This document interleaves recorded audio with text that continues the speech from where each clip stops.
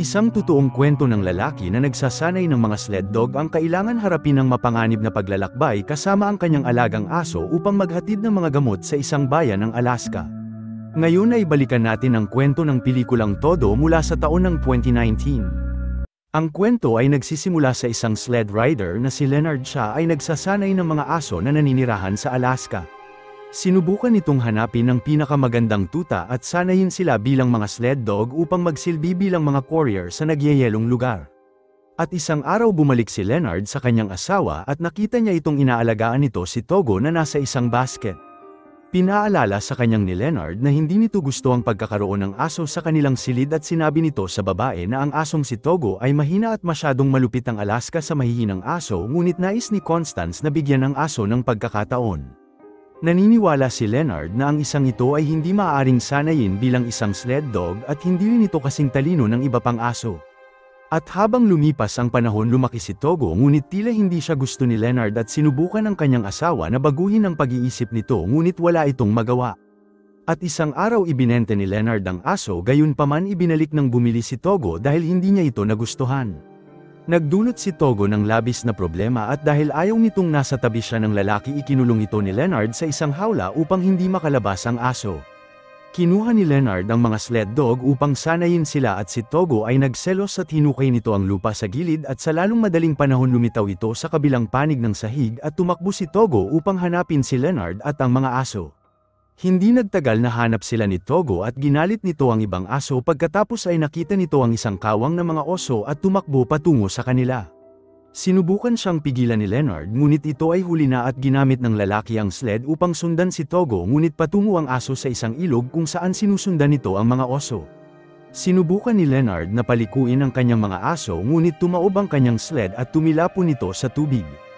At nang makalabas ito, si Togo ay naghihintay sa kanya at ngayon ay kailangan na ikulong ni Leonard sa loob ng warehouse at sinabi ng kanyang asawa na sobra na ito, ngunit sumagot ang lalaki na ginugulo ni Todo ang trabaho nito sa iba pang mga aso at kinuha ni Leonard ang mga aso at muling umalis. Samantala, gumawa ng kalat si Todo sa loob ng warehouse at nagawa nitong makatakas sa pamamagitan ng pag-akyat nito sa isang maliit na butas habang tumakas ito at nagawang marating si Leonard sa pangalawang pagkakataon. At ilang araw ang nakalipas, nagpasya si Leonard na muling ibenta si Togo at hindi pumayag ang kanyang asawa sa kanyang desisyon at nalungkot ito sa mga sumunod na araw. At sa kaparehong oras muli gumawa ng kalat si Togo sa bagong tinirahan nito at dahil hindi makalabas, nagpasya itong magmadali at basagin ang bintana. Tumakas si Togo at tumakbo ito papalayo upang muling hanapin si Leonard at habang kasama nito ang kanyang mga aso, nakita nito si Togo na nakatingin sa kanya. Ang aso ay porsigido at nasugatan din at ang dalawang katangian na ito ay napag-isipan ni Leonard na kunin si Togo kasama ang iba pang aso. Pinalitan nito ang isa sa mga aso kay Togo at nais ni Togo na maging pinuno at tumakbo sa unang hanay, ngunit kinuha siya ni Leonard at inilagay ito sa huling hanay. Mabilis na tumakbo si Togo at marami itong enerhiya at nagustuhan ni Leonard kung gaano kabilis ang aso. At sa lalong madaling panahon inilagay niya ito sa unang hanay at si Togo ang naging pinuno ng sled. At kalaunan dinala nito ang mga aso pauwi habang si Constance ay masaya nang makita si Togo na nangunguna sa linya at nang maglaon ayamin nito sa kanyang asawa na si Togo ay mahusay at aalagaan niya ito. At makalipas ang 12 taon, si Togo ang pinuno ng isang grupo ng mga aso at tumatakbo sila sa yelo dala ang sled. Nakita ni Togo ang isang kawang ng mga ligaw na deer at sa tingin ni Leonard na ang aso ay patungo sa mga deer at inutusan nito si Togo na huwag pumunta sa lugar na yon, ngunit gumawa ang aso ng sariling landas nito. Nakita ng lalaki na ang aso ay dinadala siya papalayo sa mapanganib na bundok at sa isang paparating na bagyo at ginantimpalahan ni Leonard si Togo at sinabi rin na isa itong mabuting aso. At isang araw isang kaibigan ni Leonard ang naghihintay sa kanya at ipinaalam nito sa kanya na ang lahat ay nagtitipon sa bulwagan ng bayan at kailangan siya.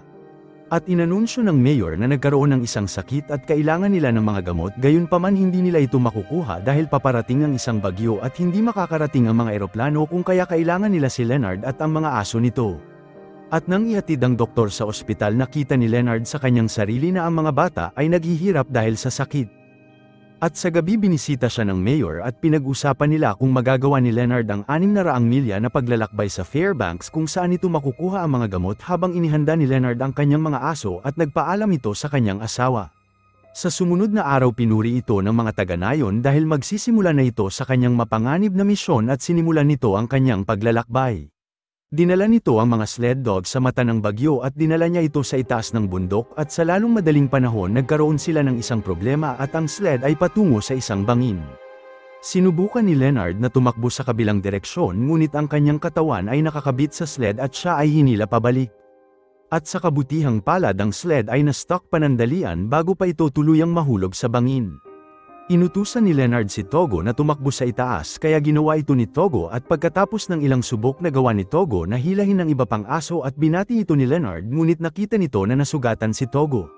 At sa gabi nagawa nilang makahanap ng masisilungan sa isang aid station at inalagaan sila ng dalawang magkaibigan na nagmula sa Alaska at mas lalo na ang mga sugat ni Togo. Si Togo ay matanda na ngunit pinipilit pa rin ito na lumaban. At sa sumunod na araw nagpasalamat si Leonard sa kanyang mga kaibigan at nagpasya na ipagpatuloy ang paglalakbay nito sa ibabaw ng makapal na yelo na lawa. Si Leonard at ang mga aso ay nagsimulang tumakbo sa makapal na yelo habang nagsimulang mabasag ang mga yelo at ang mga aso ay natakot ngunit sinubukan silang gabayan ni Leonard sa pamamagitan ng pagpapatakbo sa kanila ng mabilis. At sa lalong madaling panahon nagawa nilang makalabas sa lawa at nagpatuloy sa kanilang paglalakbay hanggang sa makita nila ang susunod na istasyon. Samantala tinalakay ng mayor ang bagong plano at nais nito ang ibang courier mula sa isa pang bayan na dalhin ng serum patungo sa isang roundhouse na nasa daan ni Leonard at sa ganoong paraan hindi na kailangan ni Leonard na maglakbay ng mas malayo at mas makakabalik ito ng mas mabilis. Gayunpaman naisip ni Constance na ang kanyang asawa ay naglakbay ng mas malayo kaysa sa puntong gusto ng mayor. At bukod pa dito hindi malalaman ni Leonard na hinahanap siya ng iba pang lalaki para ibigay sa kanya ang gamot. At sa sumunod na araw si Leonard ay nagpatuloy sa kanyang paglalakbay at habang kasama nito ang kanyang mga aso isa pang lalaki ang nakita siyang dumaan sumunod ang lalaki sa kanyang likuran at sinigaw ang kanyang pangalan sinubukan niya itong pigilan ngunit si Leonard ay nagpatuloy. Bumagsak ang lalaki sa yelo ngunit masaya itong makita na may narinig si Leonard at nang bumalik ito ang dalawa ay nagyakapan at sinabi ng lalaki na nasa kanya ang serum. Pagkatapos naupo sila sa isang roundhouse at tinalakay ng lalaki kung paano pinahirapan ng bagyo ang kanyang mga aso at sinabi nito kay Leonard na si Togo ay mukhang malubha at inimungkahi nito na iwanan si Togo doon at aalagaan niya ito gayunpaman nagalit si Leonard at sinigawan nito ang lalaki. Sinabihan nito ang lalaki na alagaan na lang nito ang kanyang mga aso ngunit pagkatapos ay pinagsisihan niya ito at tumayo upang humiling ng paumanhin sa lalaki. Nagpasalamat ito sa pag-aalala nito sa kanyang mga aso dahil hindi lahat ng courier ay ganon.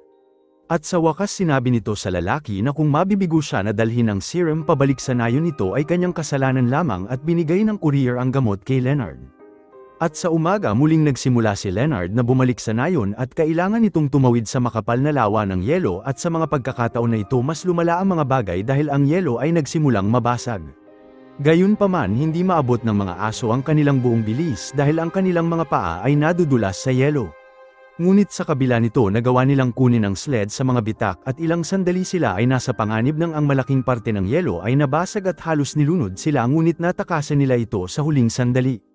At bago pa nila marating ang lupa isang malaking piraso ng yelo ang humiwalay at dahil mabilis nakaisip ng solusyon itinusok ni Leonard ang isang metal sa yelo at kinabit nito ang tali ni Togo at itinapon nito sa Togo patungo sa lupa. At sa paraan na yan hinila ni Togo ang piraso ng yelo ng kaunti papalapit sa lupa. Pagkatapos si Leonard at ang iba pang aso ay hinila ang sled sa ibabaw ng tubig patungo sa kabilang panig. At kalaunan tumalon si Leonard patungo sa mga aso at nagawa nilang makaligtas sa panganib. At nang magpahinga sila sa isa pang roundhouse naniniwala ang kanyang mga kaibigan na labis na ang pagod ni Todo at hindi na magtatagal ang buhay nito. Samantala isa pang courier at ang mga aso nito ay na-deploy upang mas mabilis na marating si Leonard at tulungan na dalhin ang gamot. At sa sumunod na umaga sinubukan ni Leonard na bigyan si Todo ng pahinga ngunit tumanggi ito at muling nagpatuloy ang grupo ngunit ang bagyo ay mas lalong lumala. At dahil alam na hindi nito magagabayan ang mga aso sinabi ni Leonard kay Togo na dalhin sila sa susunod na roundhouse. Nagising si Leonard pagkatapos na mawala ng malay at kinaladkad nito ang kanyang sarili patungo kay Togo bagamat hindi sila gaanong makakita sila ay natagpuan at dinala sa pinakamalapit na roundhouse at si Togo ay labis na nanghina ngunit magkakaroon nito ng ilang oras upang magpahinga. Isang courier na nagngangalang Gunner ang kinuha ang serum at sinimulan nito ang kanyang pagbalik sa nayon. At sa sumunod na araw narating ni Gunnar ang nayon at hinatid ang gamot at samantala si Leonard at ang kanyang mga aso ay nagsimulang maglakad patungo sa bayan at ayaw itulak ni Leonard ang mga aso sa kanilang limitasyon kaya naglakad ito kasama sila. Nagawa ni Leonard na makabalik at nag-aalala ito sa kalagayan ni Togo ngunit sinubukan siyang pakalmeyan ng kanyang asawa at si Togo ay isang malakas na aso sa kabila ng lahat.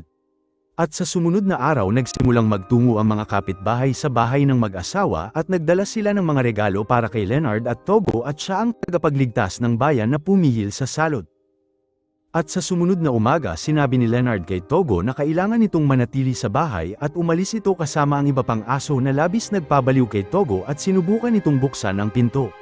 Sinubukan siyang pigilan ni Constance sa pamamagitan ng pagpapakain sa kanya ngunit hindi ito sapat. Nagawa ni Togo na buksan ang pinto at pagkatapos ay tumakbo patungo kay Leonard kahit pa may injury ito sa binti. At nang makita siya ni Leonard na tumatakbo papalapit sa kanya naalala nito si Togo noong siya ay tuta pa lamang. Naintindihan nito na si Togo at siya ay mayroon isang pambihirang pagsasama at pinalitan ni Leonard ang kanyang sled ng paglalakad at palagi nitong kasama si Togo.